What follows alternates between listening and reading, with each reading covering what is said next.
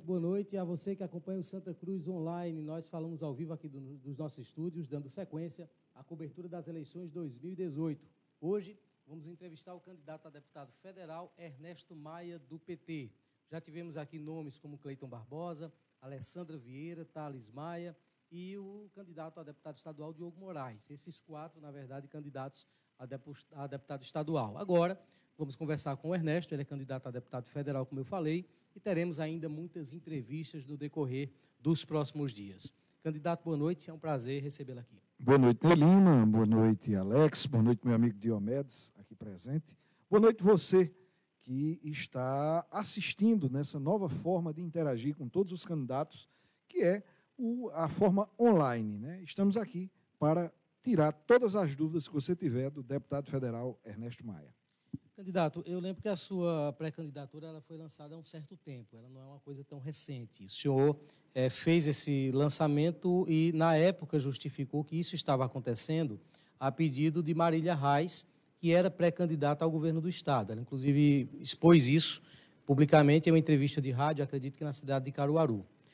A minha pergunta é a seguinte: após a retirada do nome de Marília Reis da disputa, se foi esse um pedido de Marília Reis e se foi esse o principal motivo que o senhor alegou naquele momento, por que esse projeto continua? Também por conta de Marília Reis, né? Marília Reis, que virou um verdadeiro fenômeno na eleição desse ano. Marília, que estava à frente das pesquisas quando foi retirada a sua candidatura e que, sendo retirada, se candidatou também a deputada federal. E, a partir daí, o Partido dos Trabalhadores vislumbrou a chance de eleger uma grande bancada. Dentre os nomes que estavam postos, o próprio Partido dos Trabalhadores entendeu que o meu nome era um dos que poderia atingir o índice mínimo para que o partido faça o maior número de candidatos, porque você tem que ter pelo menos 10% do coeficiente dos votos para federal. E nosso nome estava entre os cotados que poderia atingir essa marca. Por conta disso, e também vislumbrando uma grande votação da própria Marília Reis, nossa candidatura foi mantida pelo Partido dos Trabalhadores. Agora, o senhor coloca isso que também é por conta de Marília Reis, acho que dá para entender a questão da conjuntura, mas para o eleitor, o objetivo do eleitor não seria eleger o Ernesto Maia, deputado federal? Como é que as pessoas vão entender que a sua candidatura está favorecendo o Marília Reis ainda, se não entender que a opção é apenas para fortalecer a legenda e não, na realidade, para eleger o candidato? Acho que, Ney, você entendeu errado. Não é para facilitar ou para ajudar a candidatura de Marília, é justamente o contrário. A minha candidatura foi posta como uma daquelas candidaturas que podem conseguir o índice mínimo e, vislumbrando a grande votação que Marília tenha, né, Marília, o Partido dos Trabalhadores poderá eleger até 5 deputados federais. E aí o nosso nome, por conta exatamente da grande votação que Marília tem, o nosso nome passa a ter condições viáveis de se eleger e, elegendo, né, com a quantidade de compromisso que todos os deputados têm, o deputado federal Ernesto Maia vai ter um compromisso bem menor, um compromisso com o polo de confecções, e esse compromisso certamente vai fazer com que o nosso mandato seja um mandato que fique na história da nossa região. Eu lembro que o senhor tem uma característica, e isso aconteceu em várias eleições estaduais, tanto o senhor sendo candidato como não, mas de fazer contas e mostrar justamente viabilidade eleitoral em situações como essa. Queria que o senhor fizesse agora essa conta para a gente entender onde é que estão essas condições mínimas para uma eleição real. Para o Partido dos Trabalhadores fazer 5 deputados federais, ele tem que ter entre 700 e 750 mil votos. Para conseguir essa votação, nós temos, sem ter o nome de Marília Reis, nós temos o deputado Odaci Amorim, lá de Petrolina. Ele é atualmente deputado estadual, teve na última eleição 80 mil votos para deputado estadual e nesta está cotado em ter em torno de 100 mil votos. Tem também o Carlos Veras, que é ex-presidente da CUT. Ele é apoiado por mais de 250 sindicatos, além de quase a totalidade dos sindicatos rurais do estado de Pernambuco. Se vislumbra uma votação para Carlos Veras entre 60 a 70 mil votos. Tem Fernando Ferro, que foi deputado federal durante 5 mandatos, não ganhou na última, teve quase 60 mil votos, mas não se elegeu. Nessa eleição ele volta, né, certamente não vai repetir essa votação, ele deve ter em torno de 40 mil votos. E a legenda do Partido dos Trabalhadores, ela tem, historicamente, na última eleição, inclusive, ela teve 80 mil votos, e nessa, historicamente, a gente entende que a legenda do Partido dos Trabalhadores possa atingir 100 mil votos. Se Marília Reis tiver entre 300 e 350 mil votos, poderemos fazer os 5 deputados do Partido dos Trabalhadores. Lembrando que o restante dos candidatos, incluindo o meu nome, está feita a conta, a matemática, que poderão atingir 50 mil votos. Agora, candidato, já que o senhor depende tanto desse êxito de Marília Reis, onde é que ela vai encontrar? O senhor fala em quantos votos? 350 mil? De 300 a 350 mil. De 300 a 350 mil, algo que é raro, um candidato a deputado estadual atingir uma dimensão de voto dessa. São poucos, conta-se numa mão, deputados no estado de Pernambuco que possam ter essa musculatura política hoje, sendo ela candidata a primeira vez, porque ela é vereadora no Recife, ela nunca competiu no cenário estadual. Como ela vai conseguir? Aí eu lhe pergunto, onde é que estão os redutos, onde é que estão as cidades, onde é que estão os apoios? Marília Reis vai ter essa quantidade de votos e poderá até surpreender mais, justamente pela sua pré-candidatura ao governo do Estado. É lógico que o nome de Marília, antes da pré-candidatura, era totalmente desconhecido, mas Marília Reis, com sua pré-candidatura à governadora, ganhou musculatura. Querendo ou não, ela está sendo o papel de vítima dessa eleição. É só você ver, inclusive, vários candidatos, né, que ainda hoje citam a questão de Marília não ser candidata, e nisso também ajudam a sua candidatura, mas como redutos, ela tem a cidade de Petrolina, ela tem a cidade de Calumbi, com prefeitos que estão apoiando ela, a cidade de Granito, também o prefeito apoia Marília Reis, além de ter voto praticamente em todos os municípios de Pernambuco. É lógico que hoje o grande reduto de votos de Marília Reis é na região metropolitana, é onde Marília está mais forte hoje. Candidato, eu vou insistir um pouquinho nesse ponto ainda, porque eu ainda não consegui vislumbrar os 300 mil votos que o senhor está falando com essa análise que o senhor fez. Quando Marília Reis foi ceifada da possibilidade de ser candidata a governadora, os prefeitos já tinham seus compromissos. Os eleitores que afirmavam que tinham preferência por Marília Reis também já tinham suas preferências para deputado federal. Então, eu continuo sem entender, à exceção da região metropolitana, que o senhor diz, embora que lideranças da região metropolitana também que possam apoiar, talvez não tenha. Ela própria é a liderança, porque ela é vereadora lá no Recife, mas é uma vereadora. Praticamente a totalidade dos deputados estaduais do Partido dos Trabalhadores hoje apoiam a candidatura de Marília Reis. Quase todos os deputados estaduais estão fechados com a candidatura de Marília Reis. Candidatos como Daniel Finizola, que é vereador em Caruaru, que era candidato a deputado federal, ele deixou de ser candidato para apoiar Marília Reis, né? E em todo o estado, Marília Reis tem voto. Inclusive, Marília, aqui em Santa Cruz do Capibaribe, mesmo tendo um filho da terra, mesmo tendo Ernesto Maia, que é do mesmo partido de Marília, Marília também será bem votada em Santa Cruz do Capibaribe. É a força do nome Arraes e a força da situação em que Marília se encontrou nessa eleição. Querendo ou não, Marília, depois do que aconteceu, mesmo não sendo candidata, ela passou a ser o nome mais vitorioso dessa eleição. E vai também traduzir esse nome nas urnas. Isso aí é uma aposta que nós estamos fazendo, é uma aposta que o Partido dos Trabalhadores está fazendo, é uma aposta que o Partido dos Trabalhadores, inclusive, a nível nacional, né, que talvez, pelo acontecido, acha que se tem um débito com Marília, né, o partido a nível nacional também está dando essa força à candidatura de Marília, por isso nós acreditamos, sim, na possibilidade de Marília ter entre 300 e 350 mil votos. Eu acho, Ney, que talvez seja mais difícil Ernesto Maia conseguir o índice, porque aí Ernesto Maia depende diretamente de Santa Cruz do Capibaribe, do que Marília alcançar aquela quantidade mínima que a gente acha que ela vai ter para que o Partido dos Trabalhadores faça 5 deputados. O senhor continua apostando na votação de 300 a 350 mil. Eu busquei aqui os votos de 2014 em Pernambuco para deputado federal, e só para constar que o deputado que teve mais votos foi o deputado Eduardo da Fonte, com 283 mil. Então, nenhum candidato, há 4 anos atrás, atingiu 300 mil votos. Eu vou pegar esses índices aqui, esses números que eu tenho aqui, candidato, para questionar o seguinte. O candidato que, digamos, entrou pela janela, aquele candidato que teve realmente menos votos e que só conseguiu uma vaga porque, na sobra dos votos, ele conseguiu entrar... Aliás, na sobra dos votos, não. Na verdade, ele conseguiu entrar graças à soma dos votos da sua coligação. Caio Maniçoba, ele do PHS teve 28.585 votos. Considerando que o senhor seja o Caio Maniçoba dessas eleições, claro que o senhor pode ter mais, mas entendendo que o senhor estivesse mirando aí nessa última possibilidade, como teve em 2014, como é que o senhor vai fazer para conseguir esses votos? A quantidade de votos que se precisa ter é aquela quantidade mínima, como eu disse a você. Eu estou apostando na candidatura de Marília. É diferente o caso de Caio Maniçoba, que ele teve que ser o mais votado da sua coligação, que na época, inclusive, Luciano Bivar participava e todos apostavam na candidatura de Luciano Bivar. E o Caio Maniçoba foi o candidato que teve mais e Luciano Bivar ficou na primeira suplência.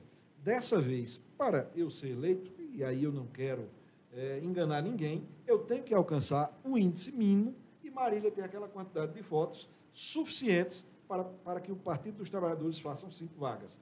Não existe a possibilidade de eu chegar na 4ª vaga, que eu acredito que vai ficar com Fernando Ferro.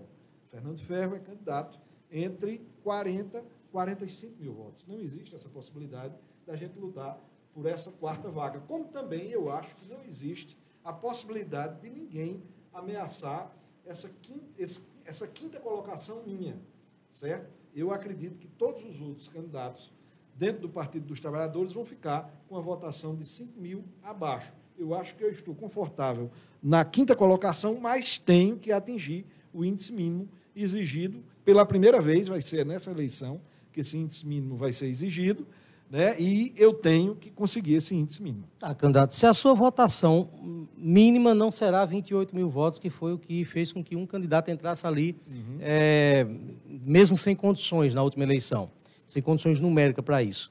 Qual é esse índice mínimo? Quantos votos exatamente? O índice mínimo, já lhe disse, é 10% do coeficiente. A gente acredita que, pela quantidade de pessoas que não vão votar, se na última eleição o coeficiente ficou em torno de 165 mil votos, a gente acredita que nesse ano vai ser em torno de 150 mil votos, o que dará o coeficiente em torno de 15 mil votos. Tá, então vamos calcular esses 15 mil votos, embora que, só para citar aqui também, o penúltimo colocado na eleição do ano de 4 anos atrás teve mais de 85 mil votos.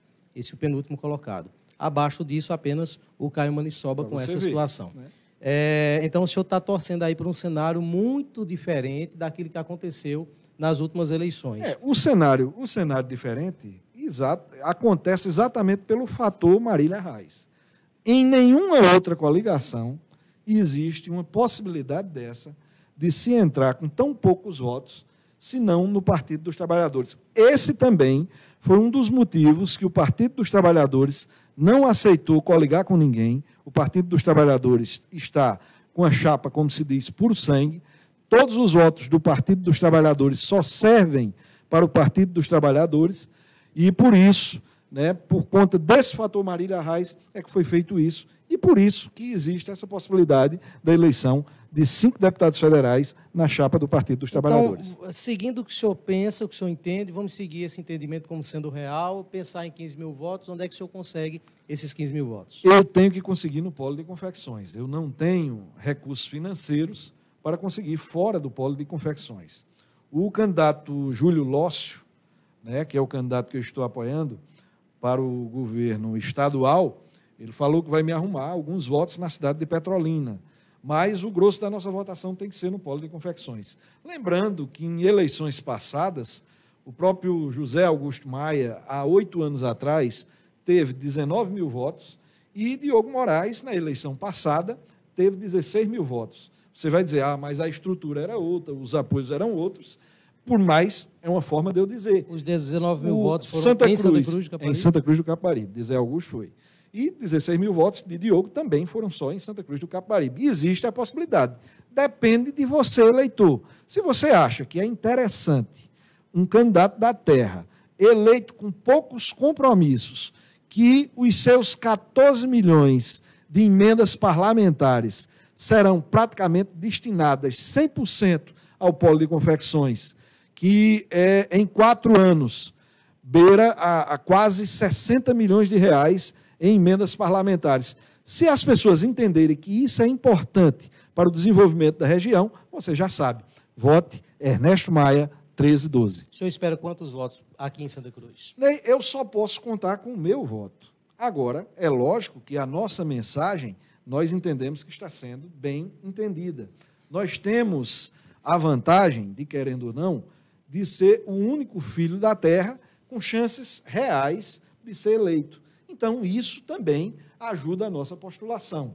Agora, eu fui candidato há 4 anos atrás, tinha uma estrutura fantástica e os votos não chegaram.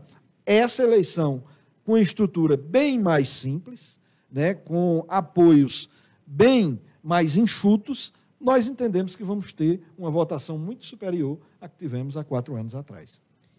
O Joedson pergunta já dos ouvintes aqui através do Santa Cruz Online. Joedson Araújo, ele pergunta o seguinte, aproveitando esse contexto, quais são os seus apoios na região do Polo de Confecções? Não, aqui em Santa Cruz do Capibaribe, nós temos já o apoio confirmado do vereador Diomedes Brito, né, que inclusive está aqui, é uma figura histórica do Partido dos Trabalhadores aqui de Santa Cruz do Capibaribe, também do vereador Marlos Melo, né, que confirma, ele inclusive foi o primeiro vereador que confirmou votação no vereador Ernesto Maia, e estamos conversando também com o vereador Ronaldo Pacas, podendo também fechar o apoio do vereador. Ainda não está fechado. Sim, a pergunta dele foi no Polo de Confecções. Vamos ampliar isso para exatamente no Taquaritinga, Jataúba, Toritama, Brejo da Madre de Deus. Em outras regiões, nós não temos apoio. Nós temos apoio de pessoas, né, amigas, né, que vêm, entendem que é importante ter um parlamentar do Polo de Confecções eleito deputado federal, mas lideranças com mandato nós não temos nessas outras cidades. Candidato, não é meio contraditório dentro do seu grupo essa situação, não? Vou colocar o seguinte. Eu lembro que antes do senhor se colocar como candidato a deputado federal, o senhor fazia questionamentos parecidos ao ex-prefeito José Augusto Maia, ao ex-deputado José Augusto Maia, pedindo justamente que ele indicasse e demonstrasse a viabilidade de sua pré-candidatura, apontando outras cidades, apontando apoios fora do município. Por que essa explicação tinha que ser dada por José Augusto Maia e não tem que ser dada pelo senhor? Não, eu quando mostrei a minha candidatura, eu estou mostrando exatamente que a própria Santa Cruz do Capibaribe, se quiser, só Santa Cruz do Capibaribe tem condições de me dar a votação suficiente para ser eleito. E se não quiser? Se não quiser, eu não vou ser eleito. Então, isso é quem manda. Excepcionalmente de Santa Cruz do Capibaribe, Dependo excepcionalmente de Santa Cruz do Capibaribe. Mas essa realidade, candidato, que o senhor apresenta hoje, não é justamente aquilo que o senhor combateu? Não. Inclusive não. No que diz respeito às possibilidades de José Augusto Maia, porque se a população de Santa Cruz quisesse, José Augusto Maia também poderia ser. Eu também falei, quando o Avante estava para apoiar o Partido dos Trabalhadores, e eu dizia isso, que isso era a maior chance de Zé Augusto. Se o Avante tivesse coligado com o Partido dos Trabalhadores, Zé Augusto também só precisaria de votos em Santa Cruz do Capibaribe. A melhor chapa hoje dessa eleição é a do Partido dos Trabalhadores, porque tem um capital político que poucos partidos têm. Eu acredito que hoje só o Partido dos Trabalhadores e o PSL são partidos que vão ter votos de legenda, que é uma coisa difícil de qualquer outro partido ter na quantidade que o Partido dos Trabalhadores tem, inclusive historicamente. E, além disso, o Partido dos Trabalhadores tem uma gama de candidatos que não são aqueles candidatos de estouro, mas são aqueles candidatos que servem de apoio para aqueles outros que vão ser eleitos. É uma das razões que eu dizia que Zé Augusto se daria muito bem se o Avante fosse coligado com o Partido dos Trabalhadores, coisa que não acontece agora, que o Avante está coligado com o PDT e com o PROS. E, por exemplo, para fazer 3 deputados, essa coligação tem que ter 240 mil votos para fazer 3 candidatos, e não tem nenhum nome, assim, não tem nenhuma Marília Reis, por exemplo, que tenha uma quantidade de votos suficientes para que se eleja 3 deputados. Mas, candidato, eu vou insistir um pouquinho, eu sei que é ruim falar do passado, embora seja algo bem recente e diz respeito ficar tudo bem esclarecido. E diz respeito à articulação dessa eleição. Mas a minha pergunta foi exatamente o seguinte: o senhor está colocando números e defendendo a sua viabilidade da candidatura, na verdade, dependendo de um sucesso, de um êxito nas urnas da Marília Reis. Diga-se de passagem, isso. acima do que outros deputados todos tiveram na eleição de 4 anos atrás. Para você ver a força... Só um instante, não perca a pergunta. Mas depois você faz. Deixa eu fazer a pergunta. Não, eu posso esquecer a pergunta. Não, é só porque você falou uma coisa. Você inclusive, questionou a votação de Eduardo da Fonte, que teve... Menos de 300 mil votos. Miguel Arraes, em 1990, há exatamente, quantos anos? 38 anos ou 28 anos? 28 anos atrás, teve 330 mil votos. Candidato, a disputa agora é outra, inclusive os nomes que estão compondo. O exemplo, assim, só um instante, senão até respeito aos nossos telespectadores. Até o exemplo... Dessa forma, eu não consegui fazer as perguntas. Mas eu já estou lhe interrompendo pela terceira vez. Naquela eleição, vou pedir novamente para que o senhor permita que eu faça a pergunta em respeito às pessoas que estão assistindo. Porque estava na coligação do Miguel Arraes. Essa foi uma realidade que está fora da conjuntura de 2018 e as peças que compõem aquele cenário eram diferentes. Talvez não tivesse a mesma concorrência. Cada eleição é uma história. Deixa eu voltar à pergunta que eu ia fazendo. É o seguinte: o senhor depende da candidatura de Marília Reis. José Augusto Maia, em suas afirmações, dizia que dependia das conjunturas apontadas por Silvio Costa e que, segundo ele, seria necessária uma votação pequena para que ele fosse eleito. A minha pergunta, eu volto a dizer, por que essa afirmação tinha que ser feita por José Augusto Maia? Por que essa segurança tinha que ser dada e a mesma segurança e explicação não tem que ser dada agora pelo senhor? Já que as duas são muito parecidas. Ele também dependia da conjuntura de Silvio Costa e, se Santa Cruz do Capibaribe quisesse, ele também seria eleito só com os votos de Santa Cruz. Concordo. E você veja que eu... Mas o senhor não está respondendo o que eu perguntei, apesar de concordar. Como é que eu vou responder se você me atrapalha? Você é um apresentador educado e eu sei que não vai me atrapalhar mais. Se eu falei aqui, nome a nome e voto a voto, que os candidatos da minha coligação têm, eu acho que Zé Augusto teria que fazer a mesma coisa. Para mostrar a viabilidade da sua eleição, ou da eleição, por exemplo, hoje de Tales, ele teria que chegar aqui e dizer, olha, Zé Queiroz, que é da coligação, tem X votos, João Paulo, que é da coligação, tem X votos, Jaime Asfora, que é da coligação, tem X votos, e Tales tem X votos, e esses votos vão ser suficientes para eleger 1, 2, 3, 4, 5, que foi o que eu fiz aqui. Eu não enganei ninguém. Só apontou os votos de outras pessoas. Exato. Estou dizendo que a possibilidade da minha eleição é exatamente pela quantidade de votos de Marília Reis. E mostrei que isso não é impossível. Porque o próprio avô dela, há 28 anos atrás, pela votação que teve, que é essa votação que eu espero dela agora, 28 anos depois, mas naquela época Miguel Arraes elegeu Álvaro Ribeiro com pouco mais de 2.000 votos, deputado federal. Então, cada eleição é uma história, e eu espero que na eleição, que na história desse ano, seja exatamente essa que eu estou contando. Para o bem de Santa Cruz do Capibaribe e para o bem do Polo de Confecções. Você está acompanhando através do Santa Cruz Online a entrevista com o candidato a deputado federal Ernesto Maia. Essa é a cobertura do nosso portal nas eleições 2018. Outras entrevistas estão agendadas para essa semana aqui nos nossos estúdios. Daqui a pouco, inclusive, eu divulgo já alguns nomes que estarão passando por aqui. Um comentário do Everaldo dos Santos, ele diz o seguinte: Ernesto, que Deus te abençoe nessa caminhada. Sei o quanto é difícil, mas também sei da vontade que você tem e pode fazer muito mais por nossa terra. Um forte abraço do seu amigo Everaldo Matricó. Um abraço aí, Everaldo. Pergunta do Leonardo Bonfim. Ernesto, em 2020, você vai com o candidato de Zé Augusto ou com Fernando e Diogo Moraes? Em 2020, com certeza, estarei com o candidato da oposição de Santa Cruz do Capibaribe. Se a oposição de Santa Cruz do Capibaribe, Fernando Aragão, estiver nesse projeto, vai estar com a gente. Se Diogo Moraes estiver nesse projeto de oposição, vai estar com a gente.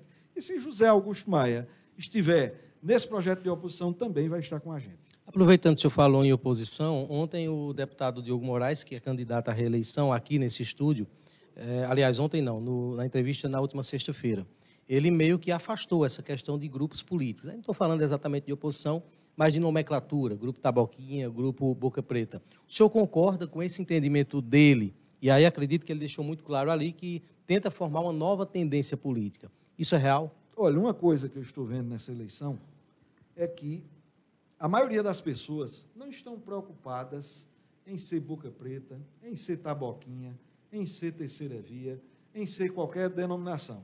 As pessoas estão preocupadas com o que os políticos podem fazer por sua cidade. Inclusive, a maioria das pessoas que a gente está conversando não estão querendo votar em ninguém. Isso é uma tendência. E eu acho que a importância das pessoas, mais do que reafirmar se é taboquinha, se é boca preta, se é terceira via, é mostrar que se você não votar, alguém vai votar por você, porque alguém vai ser eleito, independentemente se você votar ou não. Então, é importante a sua participação, é importante o seu voto, né? E isso de nomenclatura, nesse ponto, eu concordo com o deputado Diogo Moraes, isso é uma questão menor. O que a gente tem que pensar hoje é em Santa Cruz do Capibaribe e no Polo de Confecções. Candidato, eu perguntei ao Diogo Moraes, inclusive, se ele se considerava boca preta ou taboquinha quando ele fez essa afirmação. Vou lhe fazer essa pergunta agora. O senhor está em qual grupo político? Olha, eu tenho uma tradição, né, familiar, inclusive, né, de militar no grupo que libertou a cidade de Santa Cruz do Capibaribe, que já teve várias denominações. Já foi cabeção, já foi cabecinha, é taboquinha, e ninguém sabe o que vai ser pela frente. Mas o principal é que seja o bem de Santa Cruz do Capibaribe. Pergunta do Anderson Silva. Inclusive, só lembrando também que você pode deixar as perguntas e deve deixar as perguntas diretamente na página do Santa Cruz Online. Essa entrevista está sendo compartilhada pelas páginas do blog do Ney Lima, da Rádio Polo FM, várias outras páginas também, mas as perguntas devem ser feitas especificamente na página do Santa Cruz Online. Pergunta do Anderson Silva. O PT está apoiando o PSB aqui em Pernambuco. Por que você apoia Júlio Lócio ao invés de Paulo Câmara? Olha, vocês sabem que eu fui um dos principais defensores da candidatura de Marília Reis. E, apesar do entendimento nacional que fez com que Marília Reis não fosse a candidata, é lógico que algumas sequelas ficaram. E uma parte do Partido dos Trabalhadores não está com a candidatura de Paulo Câmara. É lógico que no desenrolar da campanha, e a gente está vendo isso, é muito forte o pedido de Lula de voto ao candidato Paulo Câmara. Isso é inegável e a prova está até nas pesquisas que foram divulgadas até agora. Mas nós mantemos a nossa postura e estamos apoiando Júlio Lócio para governador, estou apoiando Silvio Costa e Humberto Costa para senador, inclusive também não apoiando Jarbas Vasconcelos, que é o candidato oficial dessa coligação que o Partido dos Trabalhadores está apoiando, porque entendo que Silvio Costa e Humberto Costa são os nomes que farão com que pessoas que foram linha de frente do golpe contra a presidente Dilma, como Bruno Araújo, como Mendonça Filho e como o próprio Jarbas Vasconcelos, não sejam eleitos. Por isso estou com isso. E estou candidato a deputado federal e, por uma conjuntura local, estamos apoiando aqui Diogo Moraes para deputado estadual. Por que o senhor decidiu apoiar o candidato Diogo Moraes e não o candidato Thales Maia, que faz parte há mais tempo, talvez não há mais tempo, mas mais continuamente, do seu grupo e das suas tradições? Duas questões. Uma, eu, primeiramente, estava pensando em votar só numa candidatura por sangue do PT. Estava fechado com o Zé Augusto, mas quando a gente viu com o Zé Augusto, primeiramente, a gente estava pensando nessa opção. Mas há um pedido de Fernando Aragão. E, ao saber que a candidatura de Thales Maia, isso dito pelo próprio vereador Carlinhos da Coab, que afirmou que foi procurado por Zé Augusto para que, mesmo que a candidatura de Thales, não tendo sucesso, fechasse a chapa, Thales Maia prefeito e Carlinhos da Coab vice, eu achei que não deveria fazer isso com Fernando Aragão, que foi uma candidatura que, há 2 anos atrás, perdeu por pouco, por falta até de apoios mais consistentes que Fernando, nessa eleição, já está preparando esses apoios consistentes para uma próxima eleição, e isso foi um dos motivos da gente ficar com a candidatura de Diogo. Lembrando que, quando eu apoiava Zé Augusto não tinha nenhum compromisso de apoiar a minha candidatura. Com o Diogo também foi a mesma coisa. Apoiei Diogo sem nenhum compromisso de Diogo apoiar a nossa postulação. Embora, né, ao contrário de Zé Augusto, quando a gente apoiava, quando ele, inclusive, se zangava com aqueles apoiadores que diziam que votavam em Ernesto, com Diogo eu estou vendo que aquelas pessoas que dizem que vão votar com Ernesto, eu não vejo nenhum impedimento e nenhuma vamos dizer, mal-estar com essas pessoas que estão dizendo que vão apoiar a nossa candidatura. Além disso, era muito importante, né, eu fazer a campanha do Filho da Terra, como estou fazendo agora, né, um dos motivos também de ficar com Júlio Lócio é porque o vice é Luciano Bezerra, que é Filho da Terra, para optar por uma candidatura Filho da Terra, a única candidatura de oposição em Santa Cruz do Capibaribe que tem viabilidade hoje é a candidatura de Diogo Moraes. Eu não vejo viabilidade nem na candidatura de Thales, que é uma pessoa excelente e que, se tivesse chances, merecia todo o apoio, como também a de Cleito Barbosa, que eu não vejo também possibilidades de eleição. Por isso, fechei com o deputado Diogo Moraes para que o nosso grupo de oposição na próxima eleição esteja muito forte. O senhor coloca que fez essa adesão agora, considerando o fortalecimento de uma eleição, de uma candidatura de Fernando Aragão para 2020. Isso. Mas, na entrevista do candidato Diogo Moraes, ele não deu certeza em relação ao apoio de Fernando em 2020 e deixou claramente entendido que isso dependeria de pesquisas, por exemplo. Não enfraquece um pouco esse discurso, não? Olha, eu entendo que não, porque qualquer pesquisa que seja feita em Santa Cruz do Capibaribe, vislumbrando 20, o nome de Fernando Aragão é o nome mais forte. E eu não acredito, sinceramente, que essa situação irá mudar nesses próximos 2 anos. Mas o senhor sustenta a ideia da pesquisa também, e falo isso agora porque vai ficar registrado. Se em 2020 optarem por fazer pesquisa, o nome que estiver na frente será o escolhido candidato? Olha, se isso for uma opção da maioria, certo? Eu acho que o grupo de oposição... Da maioria dos eleitores ou da maioria dos políticos? Do grupo político, né? Do grupo político que hoje faz oposição em Santa Cruz do Capibaribe. Se for uma opinião, eu não posso ser contra esse tipo. Mas, desde já, eu reitero o apoio a Fernando Aragão. Lembrando novamente que você pode deixar suas perguntas aqui na página do Santa Cruz Online, compartilhe esse vídeo e faça também com que mais pessoas possam assistir. Amanhã vamos ter aqui a presença do candidato a deputado estadual Fofão.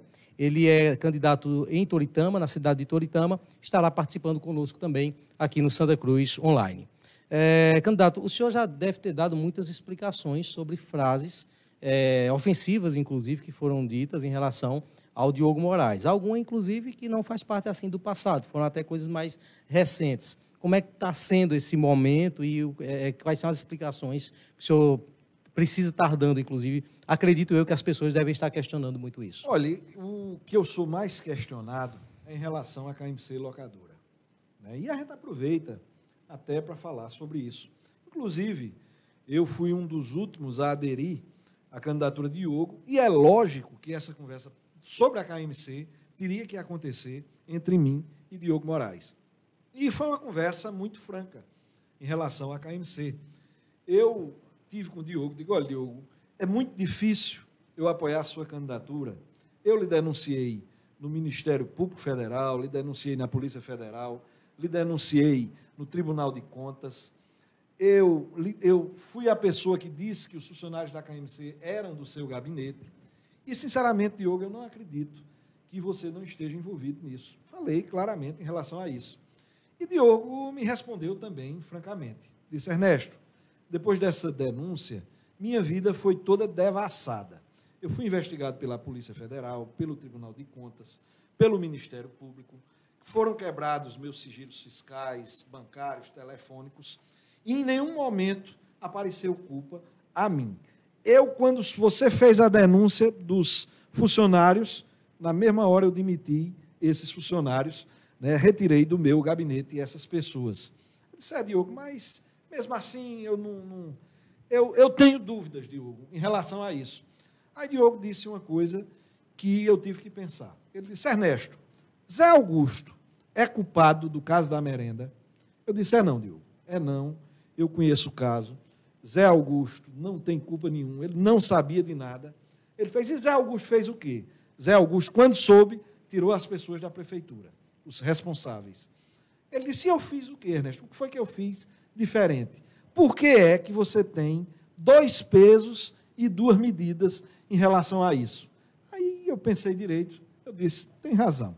Se daqui para frente aparecer alguma acusação ou alguma coisa contra o deputado Diogo, que pague. Eu não retiro nada do que eu disse, nem tampouco vou tirar o freio em relação à questão da KMC.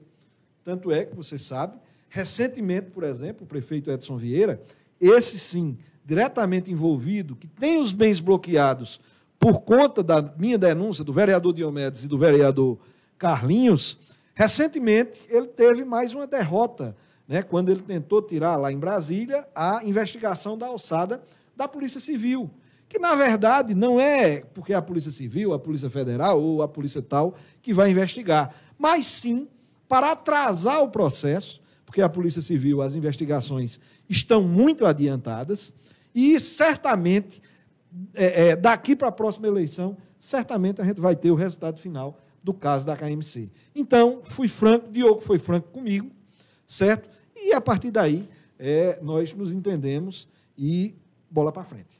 Eu não iria perguntar sobre essa questão da KMC, mas vou tratar em relação a essas questões, se o senhor acaba tendo que responder após essa adesão, sobre um ponto que foi discutido amplamente pelo seu grupo político, com a concordância quase que total.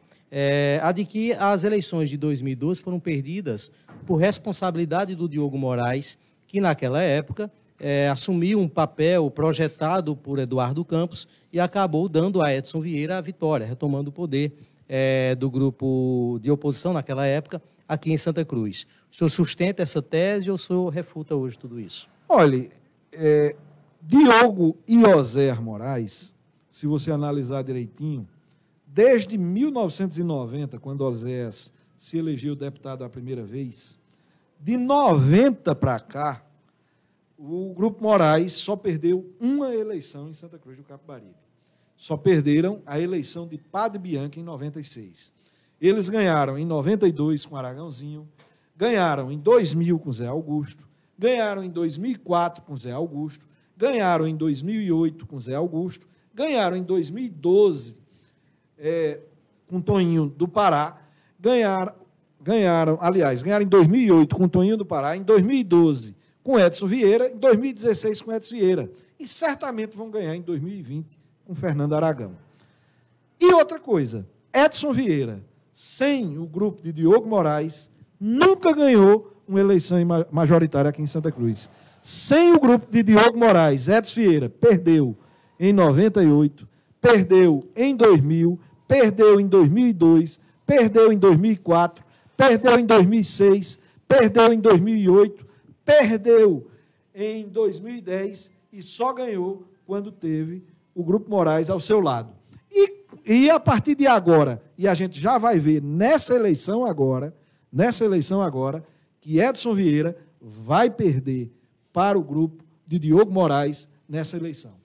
Edson Vieira nunca ganhou uma eleição sem Diogo Moraes e de 90 para cá, o grupo de Diogo só perdeu a eleição de 1996. Então, posso entender que o senhor mantém o mesmo entendimento sobre 2012. Para 2012 foi fato primordial para a vitória de Edson Vieira o apoio de Diogo Moraes. Isso não sou eu que digo, é a própria história que mostra. Se Edson nunca ganhou uma eleição sem o apoio de Diogo, mostra que Edson, né, além de ser ingrato de abandonar Diogo, foi também burro, porque a partir da eleição, dessa eleição agora, vocês já vão ver as pedras mexidas em Santa Cruz do Capibaribe.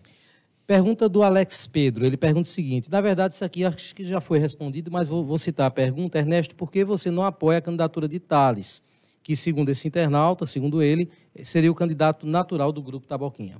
Eu já respondi, né, porque, infelizmente, a candidatura de Thales eu não vejo com musculatura para alcançar sucesso na eleição desse ano. Ricardo Alexandre, deixando aqui um comentário. Só complementando isso aí, como também eu sei que Zé Augusto não apoia a minha candidatura para deputado federal, porque ele também acha que a minha candidatura não tem a musculatura suficiente para não ser ingrato em relação a isso. Ricardo Alexandre, deixando o comentário, a nossa região não pode perder essa oportunidade de ter um federal. Comentário do Ricardo Alexandre. É o Ricardo, seu irmão, não, né? Não. Esse é outro. Dixon Silva. Ernesto, caso Paulo Câmara vença, como será a sua postura, se você também for eleito? Olha, em momento nenhum você pode ter certeza, Dixon, que eu sendo eleito eu vou trabalhar contra o Estado de Pernambuco, né? E sendo eleito, você pode ter certeza que, principalmente nas emendas de bancada, que é onde principalmente o governo do Estado conversa com a sua bancada federal para que haja um entendimento dos recursos que sejam colocados ao governo do Estado, de minha parte, não vai ter nenhum atrapalho para o governo do Estado, seja qualquer governador eleito. Pernambuco vai estar em primeiro lugar e também a nossa região. É lógico que nessas emendas de bancada, né, a gente vai tentar usar a nossa influência para trazer também uma parte dessas emendas de bancada para a nossa região. Candidato, deixa eu tratar aqui de algumas questões mais parlamentares, já que falamos muito de conjuntura política, preenchendo aqui quase o tempo da entrevista, embora as pessoas podem continuar mandando as suas perguntas, mas reforma da Previdência. O seu partido, o Partido dos Trabalhadores, era a favor? O presidente Lula, o ex-presidente Lula dizia que era necessária uma reforma da Previdência, a ex-presidente Dilma também chegou a afirmar. No entanto, foi contra quando essa reforma foi colocada no governo Temer. A partir de 2019, como fica o seu entendimento em relação a pautas como essa? Olha, todas as pautas que foram feitas por essa atual bancada, que prejudicaram os trabalhadores, o deputado federal Ernesto Maia vai tentar, juntamente com toda a bancada do Partido dos Trabalhadores e todos aqueles parlamentares, né, que têm posições mais a favor do trabalhador e do povo, nós vamos tentar, né, reverter todas essas pautas que foram votadas por esse atual Congresso Nacional. Reforma da Previdência, na sua essência, é a mudança na idade mínima para a aposentadoria. O senhor acha que esse ponto pode ser alterado ou não? Da forma que está sendo apresentada, né, eu sou totalmente contra a reforma da Previdência. O senhor é a favor de financiamento público para as campanhas políticas? Sou sim, até porque eu vejo como um mal menor. A gente está vendo até, inclusive, essa eleição, né, o financiamento está sendo feito basicamente pelos partidos ou você individualmente, né, e isso, com certeza, tende a que a maioria das candidaturas tenham, né, um equilíbrio maior. Eu, como sou daqueles candidatos que tenham uma menor quantidade de recursos, né, estou vendo que a importância que tem desse financiamento público, já que antes, muitas vezes, aparecia os financiamentos privados, mas normalmente existia, né, depois a volta, né, e saía muito mais caro para a população. A prova é tudo que aconteceu, né, até hoje aqui no Brasil. O senhor concorda que o financiamento tem que partir do candidato, não? Se acontecesse diretamente isso, Ney, certamente só iria privilegiar aqueles candidatos com mais poder aquisitivo, né? E praticamente todas as leis seriam justamente para beneficiar aqueles candidatos com mais poder aquisitivo. Na forma do financiamento público, faz com que, né, outros candidatos que não tenham esse poderio todo financeiro também tenham chances. Alguns temas polêmicos que sempre estão presentes no Congresso Nacional. Vou trazer aqui um, por exemplo, que foi pauta nos últimos anos, que é a questão da ideologia de gênero presente na grade curricular ali das escolas, do ensino fundamental. O senhor é a favor ou contra? Olha, aqui em Santa Cruz mesmo, quando houve a votação em relação a isso, né, eu acompanhei o pedido, inclusive, de todos os educadores aqui de Santa Cruz do Capibaribe, eram 17 votos, e apenas eu votei pela questão dos educadores, porque também o que se apresenta para as pessoas é uma coisa que não existe, que é a famosa ideologia de gênero. O que é ideologia de gênero? Né? Então, essa forma que é apresentada, é lógico que eu acho que 100% é contra, mas que não é a realidade do que os educadores, principalmente de quase 100% dos educadores, tentam mostrar, que é principalmente que não haja, né, vamos dizer assim, diferenças entre as pessoas, que as pessoas sejam educadas a respeitar as diferenças, não que sejam obrigadas a fazer a diferença, como é exatamente mostrada pela maioria das pessoas que trata desse tema, principalmente as pessoas que são contra. Você é a favor ou contra o aborto? Eu sou contra. Em todos os aspectos, porque, por exemplo, defende-se, hoje no Brasil, inclusive, o aborto é permitido em caso de estupro ou de criança com anencefalia. O senhor defende em casos como esse ou nesse caso também o senhor é contra? Não, nesse caso eu acho que a gente tem que estudar. Cada caso é um caso, mas na tese eu sou contra. O que é que pode ser feito pelo deputado federal para que Pernambuco cresça e se desenvolva, como inclusive já aconteceu em outros tempos? Olha, a principal ação de um deputado federal é justamente a questão das emendas parlamentares, né? Eu estava vendo, inclusive na página do deputado federal Ricardo Teobaldo afirmando que colocou para a cidade de Limoeiro, nesse primeiro mandato, 40 milhões de emendas parlamentares. E Teobaldo, Santa Cruz do Capibaribe, foi, inclusive, a segunda cidade onde ele foi mais votado, aliás, depois de Limoeiro, Santa Cruz foi a cidade onde ele foi mais votado. No entanto, para a sua terra natal, ele destinou 40 milhões de emendas parlamentares. Para Santa Cruz do Capibaribe, talvez nem 10% desse valor. Então, o que um deputado federal realmente pode fazer por sua região, pelo seu estado, é justamente carrear as emendas parlamentares para que projetos, como está aqui meu amigo Diomedes, que é um defensor ferrenho da barragem da Manhosa, que ele luta para fazer um parque florestal lá na barragem da Manhosa. Mas nenhum prefeito ou nenhuma prefeitura tem condições, dos recursos da prefeitura, conseguir que se faça esse parque florestal lá na Manhosa. Um deputado federal, sim, ele pode carrear os recursos para o município e fazer que projetos como esse sejam feitos. O que é que o senhor faria, candidato, que o ex-deputado José Augusto Maia ou que o deputado Ricardo Teobaldo não fizeram? Olha, Zé Augusto, ele teve uma grande oportunidade nas mãos. Zé Augusto, ele é a pessoa daquelas ideias maravilhosas, certo? Mas que às vezes não deu certo. E Zé Augusto, ele desperdiçou uma grande quantidade, aliás, a maioria das suas emendas parlamentares, com ideia que era boa, mas que na prática não deu certo, que foi a questão dos consórcios públicos. Ao invés de mandar o dinheiro para as prefeituras, mandar para os consórcios, e infelizmente isso não deu certo. E Santa Cruz do Capibaribe e toda a região perdeu uma grande quantidade de recursos que poderiam ter ajudado muito a nossa região, mas foram destinadas para os consórcios e acabaram perdidas, porque para um consórcio receber suas emendas, todos os municípios têm que estar com o cálculo certinho, não pode ter problema, e a burocracia passa a ser de todos os municípios. Foi uma boa ideia que não deu certo. E Zé Augusto perdeu muito. Em relação ao deputado Ricardo Teobaldo, eu não posso dizer que o mandato do deputado Ricardo Teobaldo tenha sido ruim para Limoeiro. Para Santa Cruz do Capibaribe, ele não foi, talvez, o melhor dos mandatos, como também nenhum desses outros que estão postulando tenham colocado. Nós temos aqui Eduardo da Fonte, que foi, talvez, o deputado que mais colocou emendas nos últimos tempos, mas Eduardo da Fonte, se muito colocou, foi 9 milhões para Santa Cruz do Capibaribe, em praticamente 12 anos que ele é votado em Santa Cruz do Capibaribe. Então, falta um deputado federal que diga: Polo de Confecções e Santa Cruz do Capibaribe é prioridade. E minhas emendas parlamentares vão ser colocadas quase que na totalidade para essa região. Também é lógico, né, que dos deputados votados aqui na região e que hoje estão postulando novamente o voto, tem a questão do voto, né? Praticamente todos eles votaram para caçar Dilma, votaram para que Temer não fosse investigado, e aí você pode ter certeza que, nesse tipo de voto, o deputado federal Ernesto Maia vai votar sempre pelo trabalhador e pelo povo. As emendas do deputado Bruno Araújo, o senhor não considera significantes, não?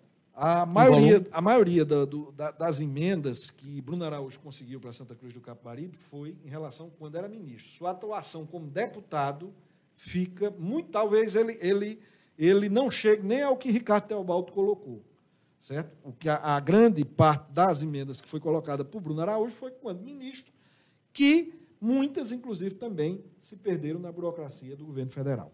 O governo do Estado, o senhor já afirmou aqui que apoia a candidatura de Júlio Lócio, não é isso? Isso. Eu vou fazer uma pergunta com o mesmo teor em cima disso. O Júlio Lócio tem 3% nas pesquisas. O senhor sempre criticou candidaturas inviáveis do ponto de vista eleitoral. Não estaria novamente sendo contraditório nesse apoio, não? Olha, aí é uma questão que talvez você possa até ter razão, mas como a gente... Mas eu estou perguntando, eu não estou afirmando. Não, estou lhe dizendo. Então, se o senhor considera isso contraditório, o fato dele ter 3%, o senhor apoiá-lo, mas o senhor defende muito a viabilidade das candidaturas. Nós esperamos, né, e até queríamos até que a candidatura de Júlio tivesse uma presença maior. Né? Inclusive, aqui próprio, em Santa Cruz do Capibaribe, onde o vice é Luciano, isso é uma das coisas que eu tenho pegado no pé de Luciano, né? Era para ter aqui, pelo menos aqui que o vice é daqui, uma campanha muito maior. Mas, no entanto, realmente é uma campanha muito tímida. Né? E isso é lógico que muitas vezes também, né, não dá muito ânimo para qualquer candidato ir postular. Mas mantém o nosso apoio a Júlio Lócio.